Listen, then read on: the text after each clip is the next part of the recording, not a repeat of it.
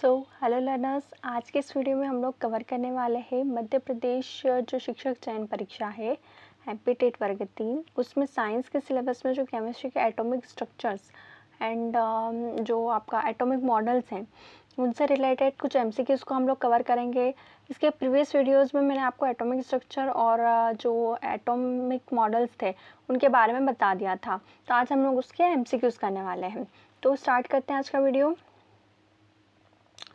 ठीक है, तो आज की वीडियो में हम लोग देखेंगे कि सबसे पहला क्वेश्चन आपका आता है कि प्रोटॉन की खोज किसने की थी। ओके, तो प्रोटॉन की खोज जो है वो किसने की, डेमोक्रिटस, चैडविक, गोल्डस्टीन या फिर रदरफोर्ड ने में। तो किसने की थी, गोल्डस्टीन ने।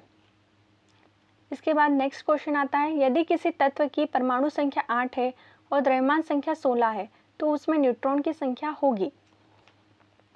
अब मैंने आपको जिस तरह से बताया था कि कोई परमाणु है, ओके, कोई भी एटम आता है उसमें क्या परमाणु संख्या 8 दी है, ओके, और द्रव्यमान 16 है, उसमें न्यूट्रॉन की संख्या होगी। पता अब मैंने आपको एक चीज़ बताई थी कि जैसे एटॉमिक नंबर हम लोग निकालते हैं ना परमाणु संख्या, तो कितनी बताई है, एटॉमिक नंबर आपका दिया है 8। तो ये कितना हो गया, प्रोटॉन की संख्या हो गई, ये क्या होगी आपकी प्रोटॉन की संख्या हो जाएगी।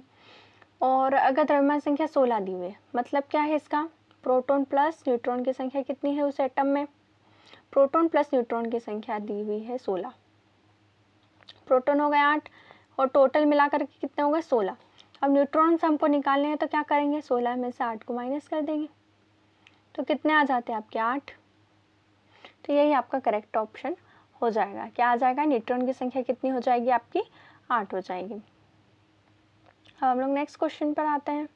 ठीक है, 8 हो जाएगी। नेक्स्ट क्वेश्चन देखते हैं ना, परमाणु संख्या किसके बराबर होती है, बताओ परमाणु संख्या किसके बराबर होती है।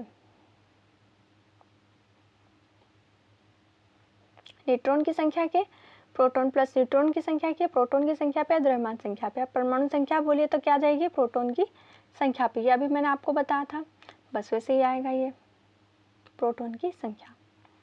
नेक्स्ट क्वेश्चन, रदरफोर्ड के अनुसार परमाणु का अधिकांश भाग होता है ना।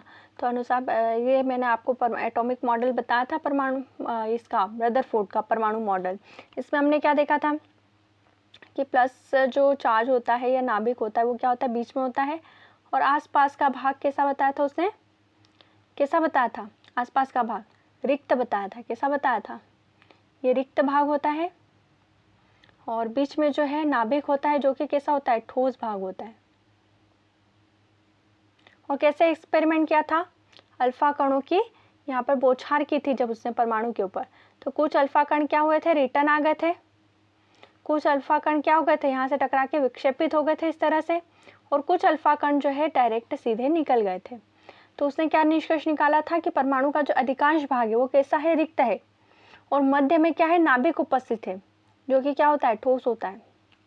तो रदरफोर्ड ने बताया था, तो क्या हो गया, अधिकांश भाग रिक्त होता है, ये आपका करेक्ट ऑप्शन हो जाएगा। ओके, अब नेक्स्ट क्वेश्चन पे आते हैं। ठीक है, रिक्त होता है। नेक्स्ट क्वेश्चन पे आते हैं, द्रव्यमान संख्या है ना, द्रव्यमान संख्या क्या होती है ये अभी आपको बताया था। तो द्रव्यमान संख्या क्या होती है आपके, न्यूट्रॉन प्लस क्या होता है, प्रोटॉन, क्या होगा, न्यूट्रॉन प्लस प्रोटॉन। और द्रव्यमान ये अपना परमाणु संख्या क्या होती है, प्रोटॉन, केवल प्रोटॉन की संख्या को हम लोग बोलते हैं द्रव्यमान संख्या।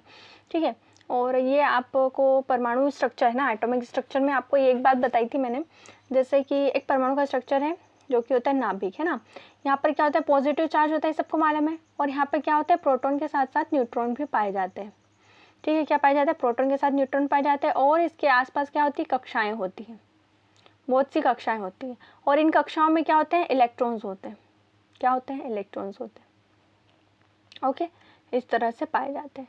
तो क्या होता है, नाभिक में क्या होता है, प्रोटॉन और न्यूट्रॉन पाए जाते हैं जो कि क्या निर्धारित करते हैं, द्रव्यमान संख्या को निर्धारित करते हैं, और सिर्फ प्रोटॉन की संख्या जो है परमाणु संख्या को निर्धारित करते हैं, और आसपास क्या है, कक्षाएं होती है जिसमें इलेक्ट्रॉन परिभ्रमण करता है। बस इतना आपको याद रखना है। नेक्स्ट क्वेश्चन पे आते हैं, नाभिक के चारों ओर इलेक्ट्रॉन किस में घूमते हैं। ठीक है, यह भी बताया मैंने, किस में घूमते हैं, कक्षा में। किस वैज्ञानिक ने इलेक्ट्रॉन की खोज की थी, तो किसने की थी, जे थॉमसन ने। न्यूट्रॉन की खोज किसने की थी, न्यूट्रॉन की खोज आपकी चैडविक ने की थी। बोहर मॉडल के अनुसार इलेक्ट्रॉन किस रूप में गति करते हैं? ठीक है, अब मैंने बताया था आपको, बोहर मॉडल भी समझाया था आपको। क्या होता है बोहर मॉडल? बोहर मॉडल में क्या बताया था कि इलेक्ट्रॉन जो है नाभिक के आसपास कक्षाओं में परिभ्रमण करते रहते हैं, है ना। इलेक्ट्रॉन है और इस कक्षाओं में क्या करते हैं, ऐसे घूमते रहते हैं। और ये कक्षाएं कैसी होती है? वृत्ताकार होती है। कैसी होती है? वृत्ताकार या फिर गोल होती हैं। क्या सीधी रेखा में होती है? नहीं, सीधी रेखा में तो यादृच्छिक रूप से, यानी कि सीधे भी घूम रहे गोल भी घूम रहे, ऐसा है क्या? नहीं। परवलय में तो नहीं, गोल कक्षा में तो यस, गोल कक्षा में हमारा जो इलेक्ट्रॉन है वो घूमता रहता है। एक परमाणु में प्रोटॉन और इलेक्ट्रॉन की संख्या समान होती है तो परमाणु कैसा होगा? ओके, सो है ना। अब इसमें क्या बताया है? प्रोटॉन और इलेक्ट्रॉन की संख्या समान होती है, मीन्स पॉजिटिव चार्ज और आपका नेगेटिव चार्ज दोनों कैसा है? बराबर है। तो कैसा होगा परमाणु? उदासीन हो जाएगा। क्या ऋणात्मक आवेशित रहेगा? नहीं।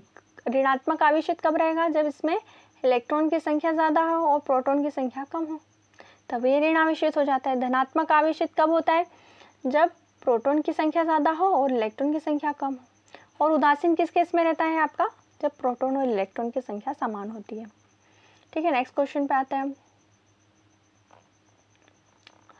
अब इसमें ये बताया है कि समस्थानिक, ठीक है, ये पूरा आया नहीं है बट इसमें सब बताया है समस्थानिक किसे कहते हैं। समस्थानिक उनको कहते हैं जिसमें परमाणु द्रव्यमान तो भिन्न भिन्न होता है, परंतु आपका जो परमाणु क्रमांक होता है वो कैसा होता है? समान होता है। ओके, क्या बताया इसमें? समस्थानिक किसको कहेंगे? समस्थानिक, समस्थानिक जिसमें एक ही तत्व के परमाणु जिनके परमाणु संख्या समान होती है और द्रव्यमान संख्या भिन्न होती है। ठीक है, इतना याद रखना। नेक्स्ट क्वेश्चन पे आते हैं।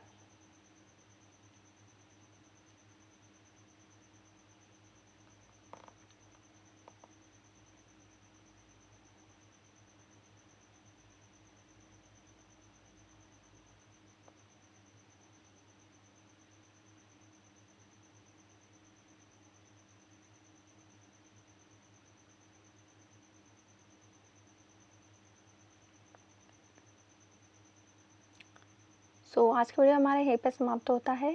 थैंक्स फॉर वॉचिंग और हमारे साथ बने रहिए।